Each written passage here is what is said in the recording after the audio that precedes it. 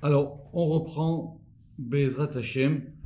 On a dit la lettre Lamed. Alors, Limoudé Hashem. Limoudé Hashem, ça vient d'un verset Vechol Banaïch Limoudé Hashem, Verav Shelom Banaïch. On avait vu ce verset, si vous vous rappelez, dans le Zohar, dans Parashat Teruma. C'était la bracha que Rabbi Shimon il avait fait aux deux qui étaient revenus et qui avaient étudié avec ce garçon là-bas. Limoudé Hashem, littéralement, ça veut pas dire les études d'Hashem, ça veut dire les étudiants de Dieu. Limoudé Hashem, et le verset il dit Vekol Banaïr, et tous tes enfants, ils seront des étudiants de Hashem. Limoudé, ça veut dire qu'ils ont appris d'eux. Verav Shalom Banaïr, et il y aura une grande paix pour tes enfants. Alors en général, on explique ce verset en disant que sont des gens qui ont qui ont appris la Torah. Mais c'est pas exactement ça, même pas du tout. Limoudé Hashem, Nikraim Netzach Beod, ils correspondent à Netzach Eod.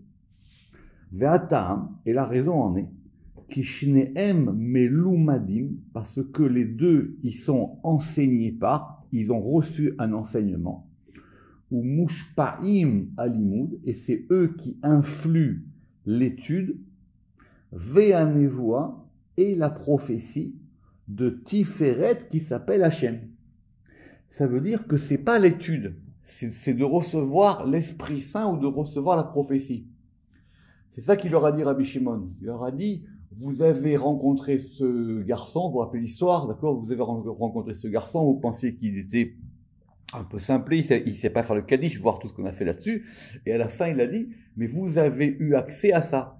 Et la bracha, c'est que les béné Israël, c'est ça que ça veut dire le verset, ils reçoivent cet Esprit Saint. Ils reçoivent cet influx saint. Efshar shenikraim chen, et il est possible qu'il s'appelle ainsi, Biyot anevua mushpaat, parce que la prophétie, elle provient de Tiferet vers les deux. Évidemment, comme on a une smirou, c'est-à-dire comme on a une apposition, limoudé Hashem, est-ce que c'est les limoudés qui proviennent de Hashem, ou est-ce que c'est Hashem qui provoque les limoudim? Donc Hashem, c'est Tiferet ici. Donc soit ce sont eux qui reçoivent la névoie depuis Tiferet, qui s'appelle Yudke Vavke, ou alors ce sont eux qui sont influés, ou plutôt c'est Tiferet qui leur envoie aux deux, et c'est de là-bas que les prophètes vont recevoir. Rappelez-vous cette notion qu'on a vue, que les prophètes en général ils reçoivent de Netzach et Od. Vous vous rappelez qu'on a vu dans le cours sur les palais, on avait dit que vous vous rappelez que Roi HaKodesh, enfin normalement c'est en dessous de la névoie, et que Moshe c'est encore plus haut. Donc en général c'est parce que c'est lié à Netzach et Od. Et comme évidemment c'est ce qu'il vient de dire, comme on l'a expliqué dans Sha'ar HaEchalot. Donc l'Imoudé Hashem, le plus haut degré, c'est que on reçoive tous directement un influx divin. C'est ça les l'Imoudé Hashem. Très important. Alors un mot qui revient tout le temps dans les Teilim, l'Amnatseach. Alors l'Amnatseach en général, on essaye de ne pas le traduire, mais si on veut le traduire, il n'y a pas d'autre choix. L'Amnatseach, ça vient de Netzach. Netzach, c'est la victoire, c'est le fait de vaincre. Donc, ou ba Netzach et Mashmao. Donc c'est lié à Netzach. Et ça veut dire quoi, l'Amnatseach? Et il y a certains traducteurs qui se le permettent et ils ont raison, ça veut dire pour le vainqueur, pour celui qui a vaincu. Ve'akavana amagbir anetzach alamida niskeret. C'est-à-dire c'est quelqu'un qui est capable de remporter, de faire vaincre cette notion de la victoire sur l'attribut mentionné, avant ou après. Par exemple, quand on a marqué l'amnatseach à la Sheminit, le psaume 12. Ça veut dire quoi? Chez Pirusho, à Magbir Netzach à la Sheminit, ça veut dire qu'il fait remporter le degré de Netzach sur le 8e degré qui est Od. Donc c'est Netzach qui l'emporte sur Od. On vous rappelez qu'on a vu ça plusieurs fois, il y a 10 Leshonot de Teilim, on l'a vu dans le Zohar, d'accord, vous vous rappelez? Ça on l'a vu dans le Zohar sur Noir, et chacun des degrés correspond, il y a l'Amnaséar, il y a Mizmor, il y a Shir, etc. Il y en a 10 là-bas, on va voir. Et par exemple, de même, alors le plus connu par exemple, c'est le psaume d'Esther. L'Amnatseach à la Yelet Ashachar. c'est-à-dire sur le vainqueur. Alors, Ayelet, c'était la biche à Shachar de l'aube. Or, c'est qui la biche de l'aube? C'est la Malchut. C'est-à-dire que Netzach est au-dessus, il emporte, ou ce que le roi David y veut, c'est que cette notion de Malchut qui s'appelle la biche de l'aube AUBE, elle soit remportée, où il y ait une victoire sur elle. D'accord? Ça, c'est des notions importantes. Alors, les lapidim. Alors, les lapidim, il ne faut pas faire de bêtises là-dessus. Quel est le verset principal sur les lapidim? C'est justement d'actualité, c'est lorsqu'on a reçu la Torah. Donc c'est marqué dans Shemot, dans Parashat Yitro, après le don de la Torah, dans le Shevi, il y a marqué Vechol ha'am ro'im et akolot, et tout le peuple, il voit les voix, VOX, ve'et alapidim et les lapidim. Ve'et kol hashofar et la voix ou le son du shofar. Ve'et ta'ar et la montagne. Hashen. Hashen, ici, c'est un adjectif. Ça veut dire, c'est bien traduit, et la montagne fumante. Vayar ha'am, et le peuple a eu peur. Parce qu'il y a ro'im, et là c'est vayar avec un dagesh seira. Et le peuple a eu peur. Vayanuru. Alors, ils ont bougé, mais Rachid dit que ça veut dire ils ont tremblé. Vayamdu merachok, et ils se sont tenus au loin. Alors, cette notion qu'ils ont vu les voix, ça, on va pas rentrer là-dessus, mais il faut s'en tenir simplement à ce que dit Rachid, parce que c'est le plus clair. Ça veut dire qu'ils ont vu ce qui en général ne se voit pas. Une voix, ça s'entend. Donc, ça veut dire quoi, voir une voix?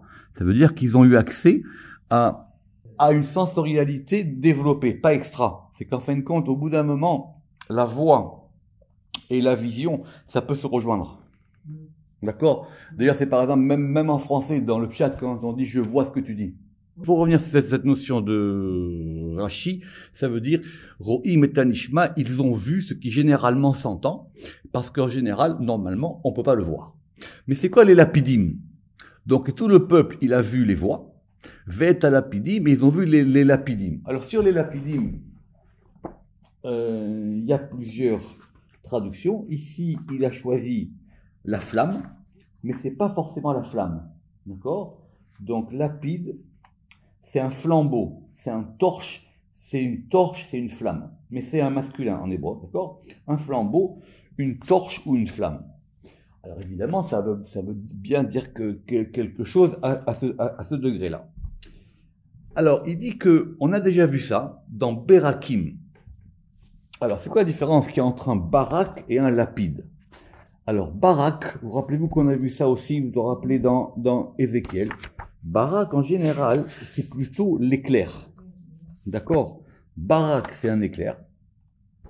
On peut le reprendre, si vous voulez, rapidement, quand on avait vu à Berakim, que les Berakim étaient au moment de Matan Torah. Et ça, c'est quelque chose, parce qu'il y a un verset qui dit qu'il y a eu des Berakim, il y a eu donc du tonnerre, et après il y a eu des lapidim. D'accord. Alors, on a déjà expliqué Gvarbianu Berer Berakim qui Abrakim Em Mitzad Yesod. C'est un dévoilement du Yesod. Ça veut dire que c'est ce degré-là maintenant qui va se dévoiler à eux, où ils vont avoir accès à cette notion centrale.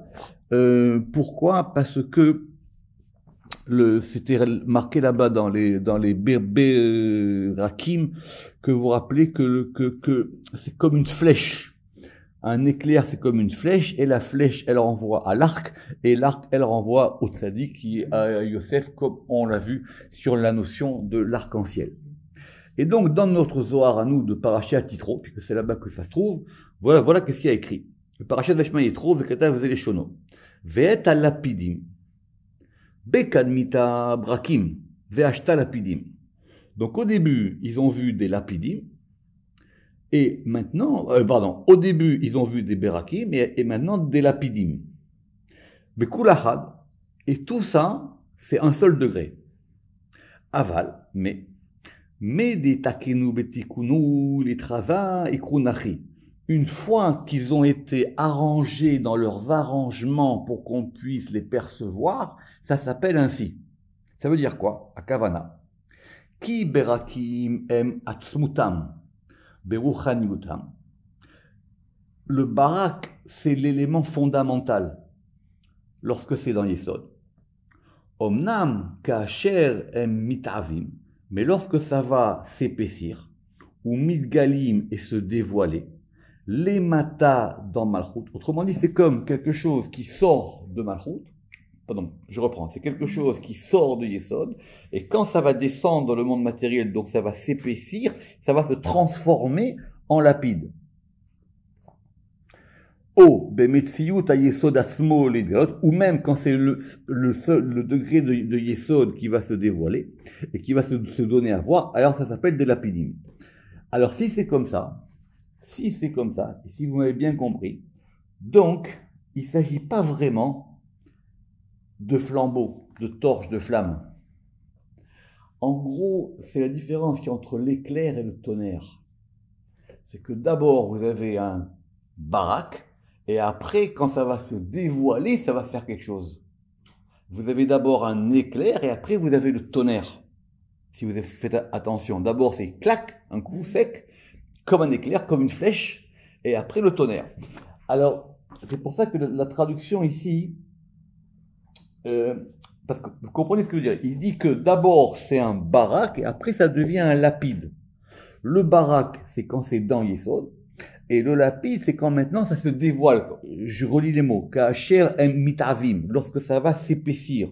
Ou mitgalim, et lorsque ça va se dévoiler. Ou soit dans la malchoute, soit dans Yesod pour que ça puisse se voir. Alors maintenant, ça s'appelle un lapide. Autrement dit, c'est quelque chose, une lumière qui vient d'en haut et qui va maintenant devenir visible. Parce que quoi qu'il arrive, quand ils sont au mont Sinaï, eux, ils sont en bas. Donc c'est un dévoilement du haut vers le bas. Toute l'histoire de Matan Torah, c'est que c'est quelque chose qui se dévoile en bas. C'est quelque chose qu'on reçoit en bas. Évidemment, il y a une préparation, évidemment, ça se fait pas n'importe quand, à n'importe quel moment, et ça s'est fait une seule fois dans l'histoire. Mais c'est quelque chose qui va se dévoiler. Et c'est quelque chose qui va se dévoiler donc en bas. Voilà pour l'apidim. Alors, une expression qui revient souvent et à laquelle on ne fait pas attention. L'ifné. Alors l'ifné, normalement, ça veut dire devant.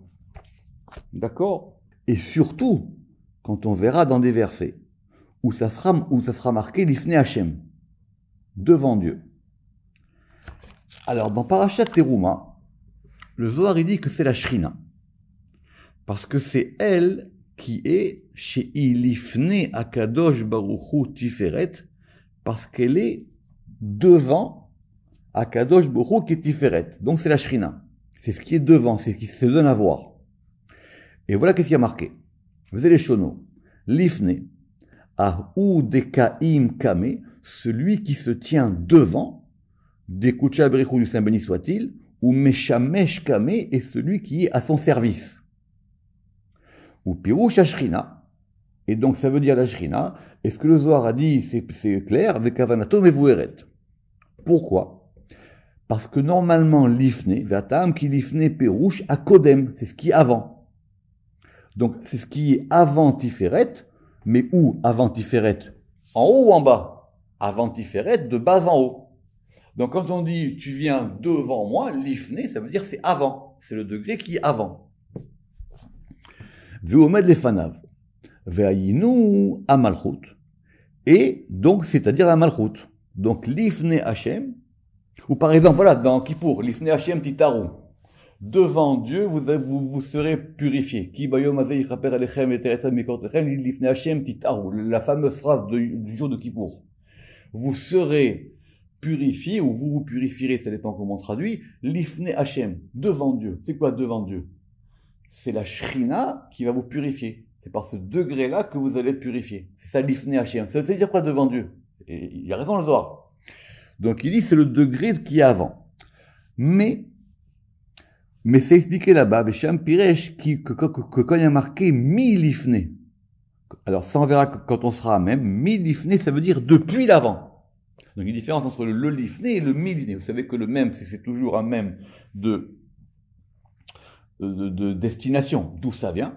Mi-lifné, ou les la mi-malchut. Et donc là-bas, par contre, ça sera au-dessus de la malchut. Et ça on verra quand on verra cette notion de mi-lifné dans la lettre lamed. D'accord? Et donc, je peux juste vous dire en deux mots que si on dit que l'ifné, c'est donc devant, c'est donc avant, c'est avant de bas en haut, donc c'est la malchut. Mais quand on dit mi-lifné, ça veut dire de ce qui provient avant, donc là c'est avant, et donc là c'est la bina. Parce que c'est la bina qui est au-dessus de Tiferet. D'accord? Donc faites attention à ces choses-là. Mais c'est vrai qu'en hébreu moderne, l'ifné, on ne sait pas si c'est avant ou après, mais en tout cas ici c'est vraiment bien avant. Alors, un moins important qu'on va voir aujourd'hui, c'est la shon. Alors la shon, en hébreu, comme en français, ça désigne à la fois l'organe, c'est-à-dire la langue, et ça désigne à la fois le fait de parler. D'accord? La langue. Comme par exemple, on dit la shon HaKodesh, quand on dit par exemple la langue sainte. Alors c'est un sujet complexe, pourquoi? Parce qu'il faut le mettre en composition avec la bouche, avec P, on verra avec les lèvres, et on verra avec même, et avec aussi tous les organes qui servent à parler. Alors, vous pensiez savoir ce que c'était que la langue, maintenant on va commencer vraiment à comprendre. C'est quoi la shon? Piresh Rabbi Moshe Shiwa Bina. Rabbi Moshe il dit que c'est la bina. Venikret ren, et elle s'appelle ainsi. Bon, pourquoi est-ce que la bina, elle va être la shon? Mais pne shekemo shea la shon, parce que la langue, c'est elle qui va faire sortir ce qui était pensé.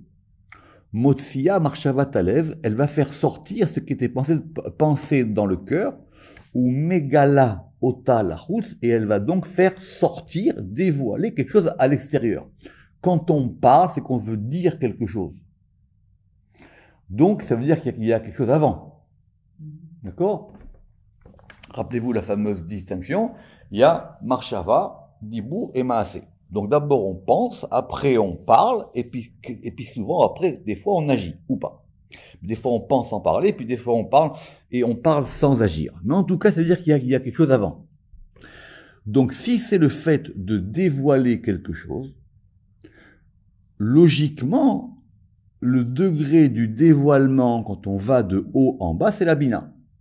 Vechen bina, megala kol advarim, et c'est la bina qui va dévoiler toutes les choses apnimiim qui sont intérieures, anelamim, et qui étaient cachées dans les trois premières séphirotes. Dans Keter, c'est sûr qu'il n'y a pas de dévoilement dans Keter. Keter, Chorma, et c'est à partir de bina que les choses vont commencer à se dévoiler. Rappelez-vous, évidemment, parce que ceux qui ont fait avec moi le Sefer Yetzira, qu'on avait vu cette histoire de la shon. Vous vous rappelez ou pas? Très bien. Maintenant, ne pas confondre la shon et dibur. Ce sont deux choses différentes. Très bien. Vechen ou muskam befika mekubalim. Et en général, ça c'est quelque chose d'accordé ou sur lequel tous les kabbalistes s'accordent. Simplement, dans le Réa Mehemna, dans le soir de Bamidbar, Rabbi Shimon bar Yochai, il va donner une autre explication. Qui yesod nikra lashon, que c'est lié au yesod, ou keshéu, doucement, ou keshéu yonek, parce que moi j'ai une phrase en plus là. Ou Keshéu Yonek, et lorsque Yesod, il va recevoir de Netzach et Od, dont on vient de voir, qui s'appelle les Limoudé Hashem, qui est des Pirachnou Be'erko. Alors le Yesod, il s'appelle la Shon Limoudim, Ain Sham. On va expliquer. C'est quoi cette notion de la Shon Limoudim? C'est dans Isaïe, en 54. Donc c'est le prophète Isaïe qui parle et il dit Hashem Elohim Natan li leshon, parce que là-bas c'est une smirout, donc on dit pas leshon, on dit leshon, avec un sheva. Natan li leshon limudim. Il m'a donné, donc on va expliquer ça, leshon, une langue, limudim, la da'at, pour savoir, la la'out et yaef. Alors la'out et yaef, littéralement, c'est pour ranimer et yaef davar, pour ranimer la parole fatiguée. Davar yair, baboker. Alors, pardon, et yaef, davar, yair baboker. Le matin, il m'éveille. Baboker yair li. Le matin, il m'éveille ozen l'oreille. Lishmoa, pour entendre, kalimudim, comme les limudim. Donc, c'est le prophète qui raconte son expérience. Donc, Dieu lui a donné une langue particulière, elle s'appelle Leshon Limudim. Alors, dans la traduction classique, parce que cette notion de Limudim, c'est toujours pareil. Et ça veut dire, est-ce que c'est une langue d'étude ou est-ce que c'est une langue des choses qu'on a apprises? Alors, dans la Bible de Caïn, c'est expliqué comme étant une langue exercée. Dieu il m'a donné une langue exercée, ça veut dire une langue savante, pour que je puisse justement réveiller les gens, pour que je puisse les réveiller. Et ça, il me le donne tous les matins, pour que je puisse maintenant, et voyez la fin du verset, l'ishmoa kalimudim, pour que alors, d'après ce que dit Caïn, pour que je l'écoute, kalimudim, comme ceux qui apprennent. Et on va lire la traduction de Shuraki. Hachem Elohim, il m'a donné la langue des appreneurs, donc de ceux qui apprennent, pour savoir ranimer d'une parole celui qui est fatigué. Le matin, virgule, il m'éveille, virgule, il m'éveille l'oreille pour entendre comme les appreneurs, comme ceux qui apprennent. Donc c'est une langue d'apprentissage, ou c'est une langue de celui qui a appris quelque chose. Alors, on reprend. Donc, d'expliquer dans le Reya Memna que c'est lié à Yesod. Pourquoi? Parce que lorsque ce degré de Yesod, il va puiser de Netzaréod. Et Netzaréod, c'est quoi? Ce sont ces fameux degrés qu'on vient de voir de l'Imoudé Hachem, c'est-à-dire des étudiants d'Hachem, de ceux qui reçoivent le roi HaKodesh. Or, lorsqu'ils reçoivent le roi HaKodesh, ils vont maintenant parler une langue particulière. Venikra Yesod, Lashon Limudim. Et donc, ils vont maintenant parler une langue de ceux qui ont appris quelque chose.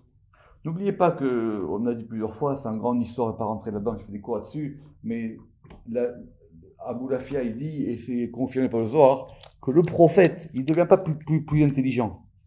Il parle différemment. Il comprend différemment les choses. Enfin, il comprend. Sa langue change. Ça affecte la langue. La prophétie, ça vous rend pas intelligent. Ça vous change votre manière de parler. C'est-à-dire tout. Parce que tout est dans la langue. Donc ça veut dire, chez où yonek minali mudim, ça veut dire qu'il va donc puiser de ce degré des choses qui sont apprises par en haut, et qui sont quoi? Netzach et Od, qui sont donc les lèvres. Et la langue est au milieu. Alors, hein? Non, parce qu'il est maintenant au milieu. Alors, parce que le Zohar, lui, et d'ailleurs on verra, il va calquer à la fois le fonctionnement de ce qu'on appelle de la prononciation, comment est-ce qu'on parle, et en même temps ce que ça fait. D'accord. Alors, vous rappelez-vous qu'on avait vu dans ces feuilles vous vous rappelez qu'on avait vu là-bas, Rouar Kol Vedibour. Rouar Kol Vedibour, c'était quoi? C'était le fait qu'il y ait un souffle. Le souffle, quand ça monte, ça va faire un son. Et quand ce son, maintenant, il va commencer à être coupé, changé, morcelé, par l'intermédiaire, donc, ce qu'on appelle les Chamisha Motsaot Tapé, vous vous rappelez qu'on avait dit les linguales, les gutturales, etc. Et donc maintenant, ça va sortir par la langue, et la langue va sortir de la bouche. Et ça va faire une parole. D'ailleurs, c'est ça de la kavana qu'on a quand on fait la Hamida, quand on dit Hashem Sfatai Tiftah Fi Yagid Telatecha, ça veut dire que ma bouche, elle s'ouvre pour que je puisse prononcer les choses. Mais ici, on n'est pas dans la bouche. Ici, on est dans la langue. Pas pareil. Alors, on reprend doucement. Parce que quelque part, elles sont plus hautes. Parce que ce sont les lèvres qui vont orthophonistes. Mais le mouvement de la langue, il est lié au mouvement des lèvres. Les deux sont liés.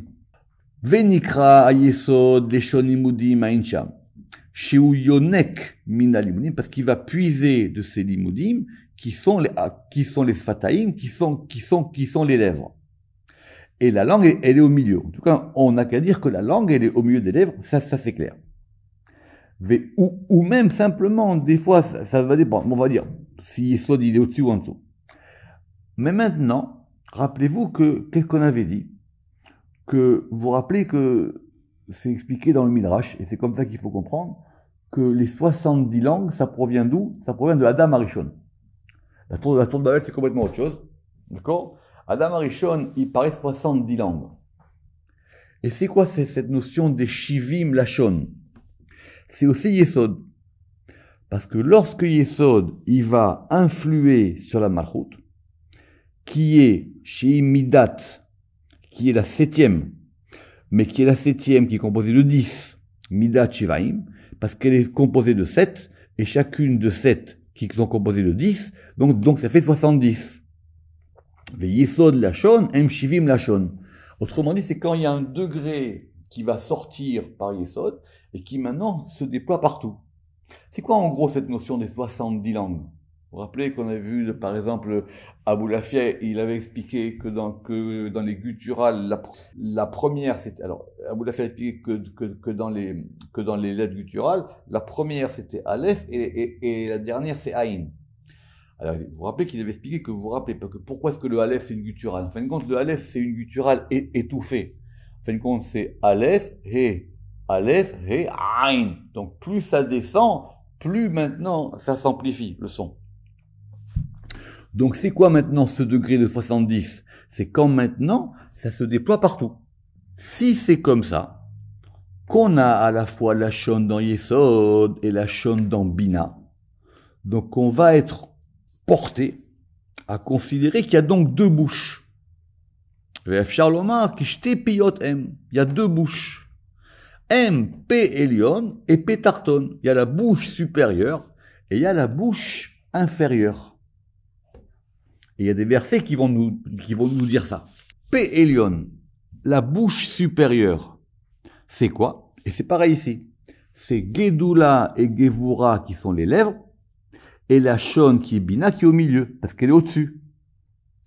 Et Akol Ayotse mi ben shenehem, et la voix qui va sortir entre les deux, c'est Tiferet. Pourquoi? Parce que la langue, elle peut simplement donner une vibration à un son. Elle crée pas le son. Vous avez d'abord un souffle, c'est comme dans Sefer Yetzira. Vous avez d'abord un souffle, et après ce souffle-là, en fonction de la manière dont il va être distribué, coupé, il va former donc des différences phoniques qui à la fin vont former une parole. Mais ça c'est Dibour. Et comme on l'a expliqué, comme il a dit là-bas, comme on l'a expliqué là-bas, dans la porte 10 et pas 9. Et il y a aussi une bouche inférieure, Vechen Petarton, et cette bouche qui s'appelle, cette bouche inférieure, et ben là on aura aussi Netzach et Od qui sont les lèvres, Velashon Yesod et Yesod. Et la parole c'est Malchut. Ça manque pas des versets quand on va parler là-bas de la bouche de Dieu. C'est quoi la bouche de Dieu? Pi Hashem. Ça correspond à ce degré-là. Ou mais P.A. Elion, alors que la différence qu'il y a entre la bouche supérieure et la bouche inférieure, c'est que dans la bouche supérieure, ce qui sort, c'est simplement un col. Alors que dans la bouche inférieure, ce qui va sortir, c'est une parole. Ou mais P.A. Elion yotse kol levad. Avara be'alma. Belo chitour atevod vea otiot lerov dakutam verochaniut. C'est-à-dire que c'est simplement une prononciation sans le fait qu'on ait découpé les lettres et les mots, tellement c'est subtil. Et on en revient à notre histoire des colottes. Alors que dans la bouche inférieure, où mes apéatarton, Medgalé Adibour va se dévoiler la parole, Bechitou Chaotiot, par le fait que maintenant on soit capable de découper les lettres. Donc il y a ces 2 degrés. En gros, c'est quoi ces 2 degrés? Ce sont les 2 haies. V'yesh lanu leshte piyot elu dimdumeria. Et on a des semblants de preuves à propos de ces 2 bouches, à ce qu'on a écrit à propos de cette notion de cherev pipiot. Vous vous rappelez qu'on appelait ça, c'était quoi cherev pipiot? Cherev pipiot, on avait dit que c'était une épée à double tranchant. On va dire donc plutôt un glaive, parce qu'une épée, elle a qu'un tranchant, et le glaive, il a 2 tranchants. Et le Zohar là-bas, vous regarderez là-bas à cet article, le Zohar là-bas, il avait dit que c'était comme 2 haies. Mais vous vous rappelez qu'on avait interprété, qu'on avait dit que cherev pipiot, c'était la prière. C'était l'épée des bouches. Parce que c'est ça la prière. C'est qu'on veut que notre parole d'en bas, elle soit en connexion avec la parole d'en haut. Ou que la bouche d'en bas soit en connexion avec la bouche d'en haut. Donc, la bouche d'en haut, je reprends. La bouche d'en haut, il n'y a que un quoi? C'est Tiferet qui fait sortir un col. On a Chesed et Gvura qui sont les lèvres. Et la Shon qui est Bina. Et la bouche d'en bas, les lèvres, c'est Netzach et Od.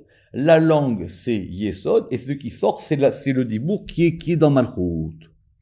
Em, shte piot, shene et in. Donc, ce sont les 2 bouches qui vont correspondre à ces 2 haies. Et donc, en gros, c'est facile. C'est comme si vous considérez qu'il y a un vav dans le haies. Ou plutôt, il y a un vav à l'intérieur du haies. Veod. Et on aura d'autres preuves de ça si Dieu veut. Et on aura d'autres preuves de ça quand on sera à l'article P, Be'ezrat Hashem. Mais dans le Zohar, dans Parashat Acharemot, c'est expliqué là-bas que la Malchut, elle s'appelle Lashon HaKodesh. Pourquoi? Parce que quand on a Lashon HaKodesh, on a 2 mots. On a la langue sainte, ou littéralement la langue du saint. Lashon HaKodesh. La langue du saint, qui est donc l'hébreu. C'est quoi cette notion de la Lashon HaKodesh? Kad, nafkin, lorsque sortent, ou mitarin, et s'éveille, lorsque sortent et s'éveille, mina, d'elle, de la langue, rasé oraita, les mystères de la Torah. Ve'aikar, shetiye gamken mekabelet mea kodesh aelion, parce que ça veut dire que dans ce cas-là, elle va recevoir du degré du saint. Le degré du saint, il est où? Il est dans Chorma. Mais à Kodesh Elion Shi Chorma, Vechen Birusham Bazohar, et c'est comme ça que c'est expliqué là-bas dans le Zohar.